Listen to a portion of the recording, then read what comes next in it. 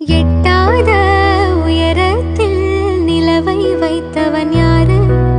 கையோட சிக்காமல் காற்றை வைத்தவன் யாரு? இதை எண்ணி எண்ணி இயற்கையை வியக்கிறேன். எட்டாத உயரத்தில் நிலவை வைத்தவன் யாரு? பெண்ணே பெண்ணே, பூங்காற்று அறியாமல் பூவை திறக்க வேண்டும்.